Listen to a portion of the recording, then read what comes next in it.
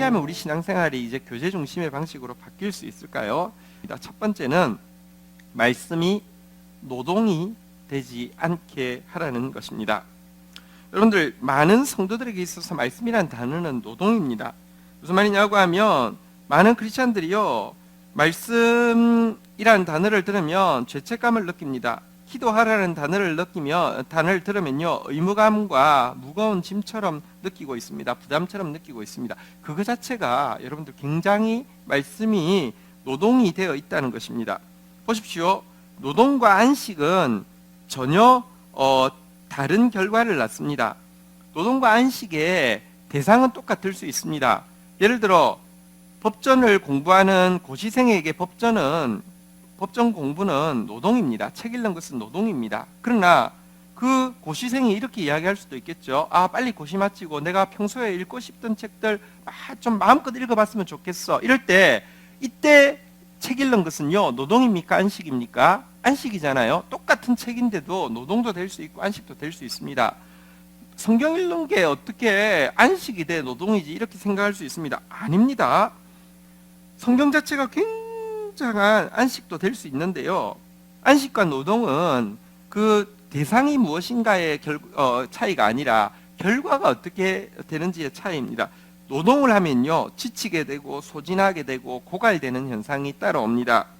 그런데요, 안식을 하게 되면요, 반추, 그러니까 이렇게 리플렉션, 다시 자기를 되돌아볼 수 있고요.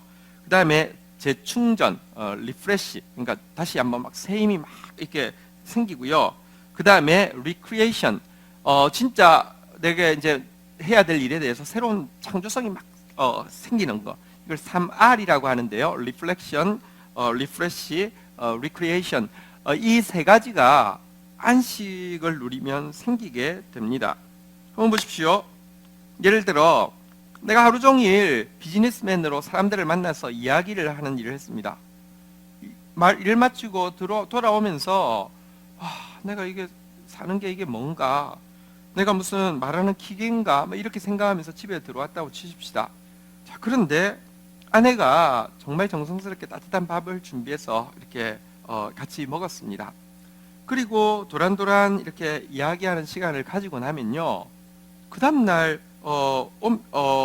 이렇게 일어나면요, 리플렉션, 내가 사는 이유는 이제 우리 여우 같은 아내, 토끼 같은 자식 새끼들 위해 사는 것이지, 자기 삶에 대해서 내가 지금 일하러 가지만 내가 그것 위해서 일하는 것이지, 반추가 일어나고요. 리프레시, 아침에 문을 열고 딱 나갈 때 다시 힘이 생겨서요, 나가고 리크리에이션, 일을 딱 시작할 때 다시 한번 창의성을 가지고 일을 할 수 있는 일이 생기잖아요. 보세요.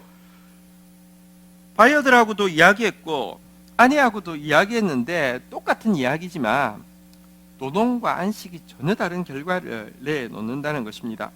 자, 예수님께 있어서 말씀은, 기도는 노동이었을까요? 쉼이었을까요? 예수님은 사실 누구보다도 바쁜 일정을 소화하셨습니다. 그러나 그는 고갈되지 않았습니다. 괜히 예수님께서 막 신경이 예민해져서 제자들에게 화를 막 잔뜩 냈다가 조금 있다가 미안한 표정으로 와서 얘들아 미안하다, 내가 요즘 너무 피곤해서 그렇다, 너희들이 이해하라, 이런 적이 없었잖아요. 근데 예수님도 같은 인성을 입고 있었기 때문에 여러분들, 이게 그 피로가 해소가 되어지지 않으면 그럴 수밖에 없습니다. 예수님은 어떻게 피로를 해소했습니까? 그가 항상 고갈되지 않고 재창조의 에너지가 넘칠 수 있었던 것은 새벽 미명에 하나님과 가졌던 교제 때문입니다. 그에게 있어서 말씀을 묵상하는 것은, 그에게서 기도하는 것은 노동이 아니었고 안식이었습니다. 생각해 보십시오. 말씀만큼 자신을 되돌아보게 하는 리플렉션이 어디 있습니까? 말씀만큼 내 안에서 다시 한번 이렇게 새 힘을 얻게 하는 리프레시가 어디 있습니까? 기도만큼 우리에게 재창조의 능력, 리크리에이션을 주는 것이 어디 있습니까? 그래서 여러분들, 말씀은 노동이 아니라 즐거움이 되어야만 합니다. 시인은 이렇게 고백합니다. 시편 119편 92절에 보면요, 주의 말씀이 나의 즐거움이 되지 아니하였다면 내가 내 고난 중에 멸망하였으리이다, 이렇게 고백하고요. 143절에도 보면요, 환난과 우환이 내게 미쳤으나 주의 계명은 나의 즐거움이니이다. 여러분들 이 말씀이 여러분들의 즐거움이 되기를 그래서 노동이 아니라 이것이 진짜 안식이 되는 모두의 전환이 있기를 바랍니다. 두 번째, 말씀이 특별 행사가 되지 않게 하라. 이 부분 좀 보겠습니다. 말씀을 밥 먹듯이 한다라는 단어의 제일 중요한 의미는 말씀을 특별 행사가 아니라 매일 규칙적으로 대한다는 것입니다. 여러분, 세상에 이런 일이 이런 프로그램이 있었습니다. 옛날에 지금도 있는지는 잘 모르겠습니다.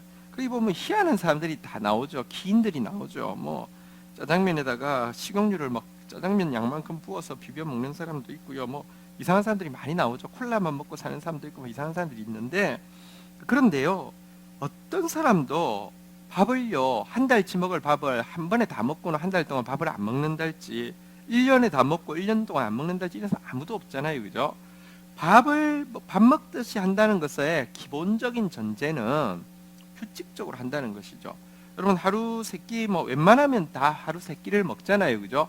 또 먹어야 돼, 또 먹어야 돼. 이러지 않고 그냥 자연스럽게 먹지 않습니까? 말씀도 마찬가지입니다. 욥기 23장 12절 한번 볼까요? 내가 그의 입술의 명령을 어기지 아니하고 정한 음식보다 그의 입의 말씀을 귀히 여겼도다. 밥 먹듯이, 아침 점심 저녁 밥 먹듯이 하나님 말씀 먹었다, 이렇게 표현하고 있습니다. 또 밥 먹듯 하다는 뜻에서는요, 여러분, 밥은 아주 맛있습니까?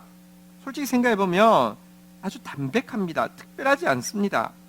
말씀에서 너무 화려한 것, 말씀에서 너무 자극적인 것, 말씀에서 너무 특별한 것을 찾는 사람은요, 이단의 속임에 빠지기가 쉽습니다. 여러분, 말씀은, 여러분, 밥 자체는 극적이지 않습니다. 담백합니다. 그러나 그것이 나를 키워줍니다. 가끔 아주 특별한 음식을 먹을 수 있습니다. 그러고 나면 보통 배탈 납니다. 우리를 키워주는 것은요, 매일 그냥 규칙적으로 먹는 그 말씀이 나를 키워주는 것입니다. 어쨌든 말씀을 읽음에 있어서 특별 행사가 아니라 욥처럼 정한 음식처럼 먹는 그런 변화가 일어나야 합니다.